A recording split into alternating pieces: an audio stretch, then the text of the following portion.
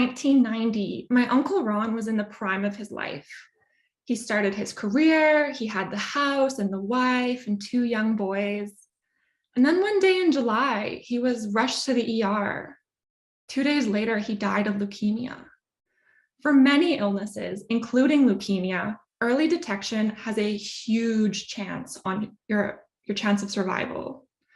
Often there are things that could have been done, but by the time you know the disease is there, it's too late. My research is making a new kind of technology that can warn doctors when disease is coming. The way this technology will work is by detecting tiny changes in the levels of your proteins. I know most people think of proteins as soy or chicken, but for today, I need you to think of proteins as the tiny machines that keep you running. There are thousands of different types of these little protein machines. And when your body is attacked by a disease, the amount of each type changes. So a person with Alzheimer's might have too many copies of proteins A, B, and C, while a person with leukemia might have too many copies of proteins X and Y. I am making a detector that is sensitive enough to tell when your levels are starting to drift ever so slightly, maybe even months before you develop symptoms. To do this, my detector needs to identify individual proteins so it can count them.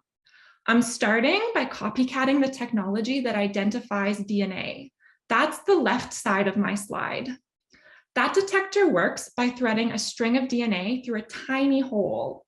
It reads out each rung of the DNA as they pass through the hole one by one. In theory, we could use this same detector to identify proteins, but there's one problem. Protein strings fold up like a tangled ball of yarn, and those can't be threaded through the hole. How I'm fixing this is shown on the right side. I'm working on developing an extra piece, a detangler, that will grab the tail of the folded protein and unravel it before sending it through the detector. If this technology had existed in 1990, a regular checkup could have told us that my Uncle Ron had a little too much protein X and Y, and we would have known he was about to develop leukemia. I wonder what could have been done differently if we had known. But the thing is, this technology, it's not just for leukemia, but for nearly any disease because they all affect your protein levels. What I'm trying to do here is create the tools we need so that we can live in a future where instead of treat disease, we can prevent disease. Thanks.